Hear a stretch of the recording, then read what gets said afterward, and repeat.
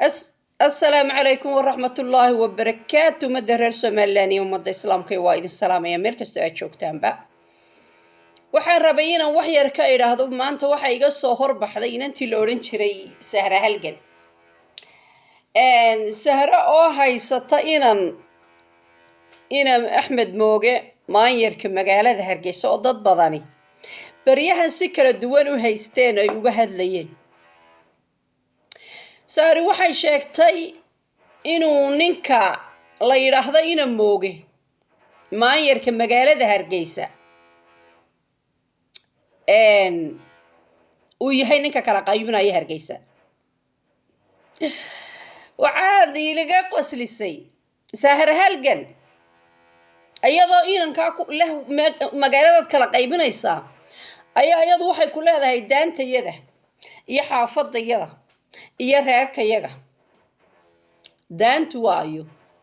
daantu xaqay ku taalaa daantu meen Hargeysa ku olin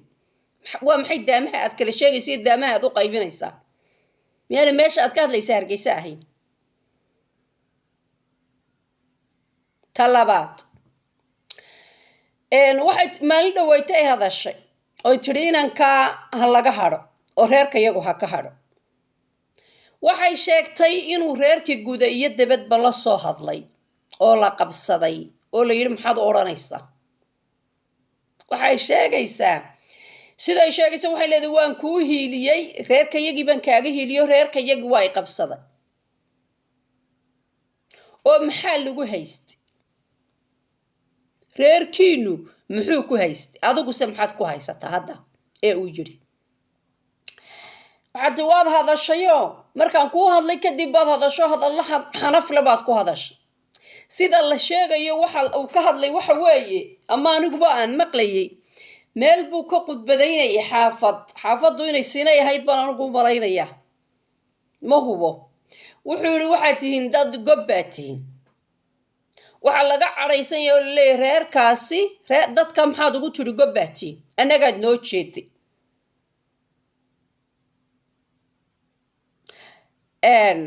haddaba Sahray mid baan kuu sheegaya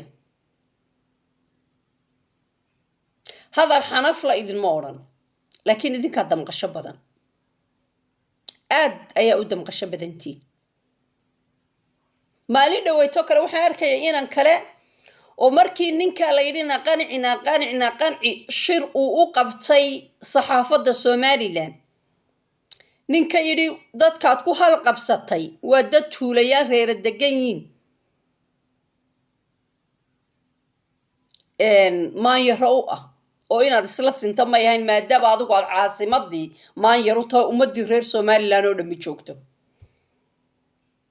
inankii xaal bixi baa la yidhi waa la qabsaday damqashaday ka mid tahay waa damqanaysaa wax kasta waa ka damqanaysaa walaalo marka ina Mooge hadal xanaf la kuma hadline idinku damqashadan faraha badan joojiya waana la caayay waana lagu yiri te hadalka isaaq baynuna waa iscaynaa waa isdacaydeynaa waa hadalnaa inta aad dhuraysa lagu leeyahay inteedii baad dhuraysaa oo meel walba kaga hadlaysaa maxay tahay damqashada faraha badan nin baa yidhi ehlu naar madaxweynaha ku sheeg wax reerkayga lagu sheeg waxa laga hadlay hablag la guurso waxa hablaha iyago dhan baa laga hadlay iskuul baa laga hadlay anaga naloo jeeday walaala ana runta idin sheegay waa damqasho badan tihiin ee damqashadan yareeyo waa ceeb weeye waxaanoo damqasho ah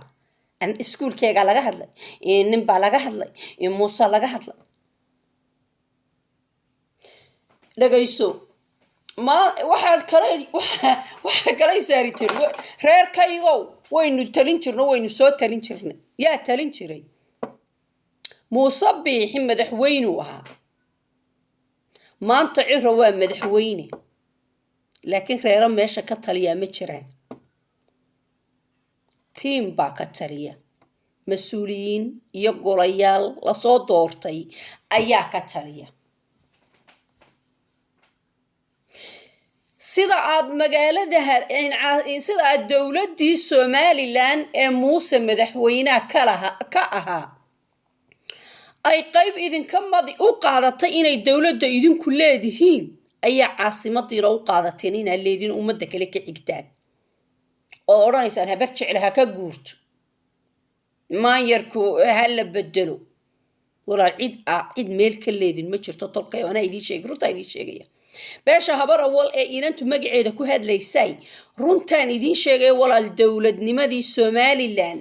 ee Muuse madaxweynaha ka ah waxa u qaadateen inaad dadka ka leediin maanta tan waxa u aragtaan inuu reer leeyahay laakiin anagu ma lihin ma fahantay anigu beesha madaxweynaha ka soo jeeda halkii aan ka joogay baan ka joogay wixii ka soo gaarayana ma jiraan maantana waad aragtaano meel walbana looga badan cid dowladda lihi ma jirto cid caasimadda lihi ma jirto ha ku waalanina meesha waa dawaqsantiin dowladda Muuse bixi madaxweynaha ka ahaa waxa dadkii ku nacasiiseen annagaala waxa u qaadateen inay idinku leediin anu gabar habar yoonisaanahay ciraa madaxweyne ka wax aanu ka leenay iyo waxaanu leenay midna ma jiro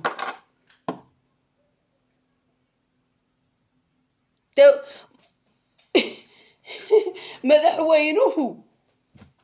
dad buu u yahay leedar kooxda waddanka hogaaminaysa ee siyaasiyiinta ayuu leedar u yahay xaafadiyada uma aha cirana xaafadiin muusena xaafadiina uma ahayn laakiin sida dowladnimadii markuu Muuse uu madaxweynaha ugu haysatayna idinku leediin ayaa maantana caasimadda ugu haysatayna idinku leediin malihidin anna malihi ummadda reer Somaliland baa cashuurta ummadda reer Somaliland baa ku socotaa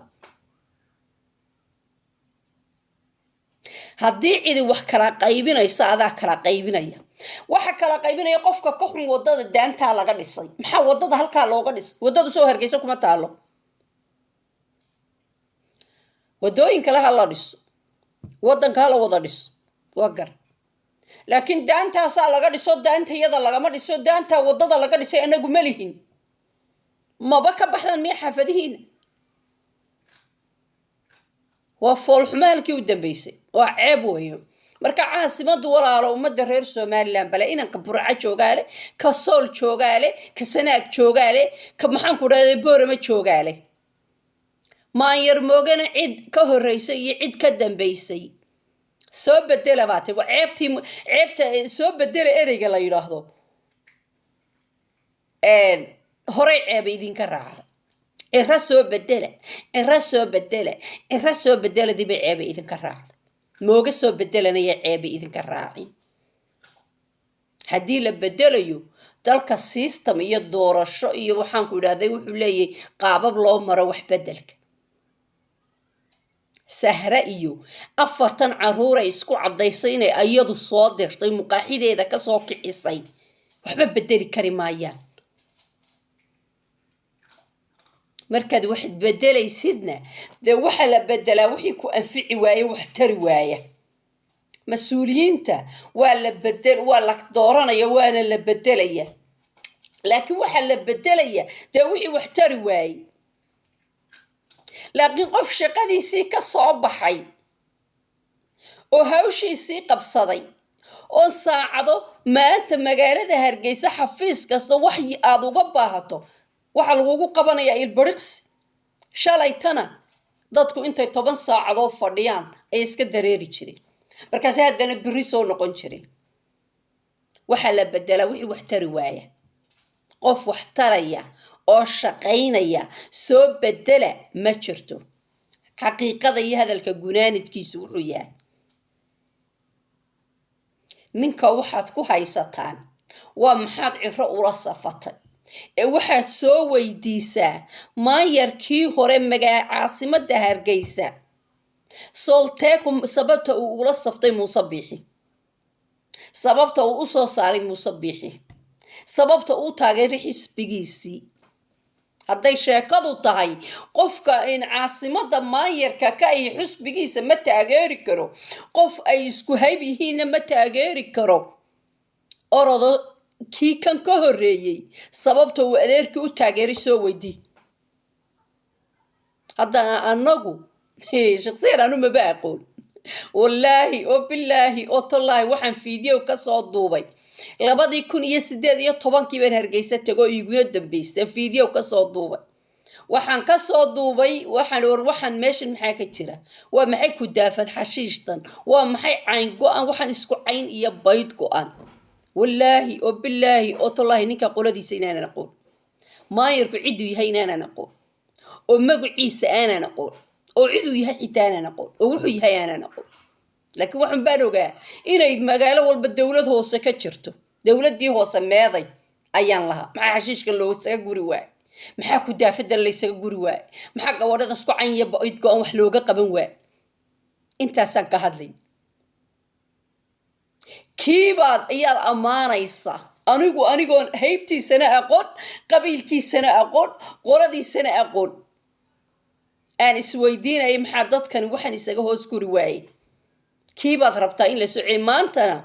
YouTube layda Kenyaatiga ee Ethiopianka ee Hargeysa booqda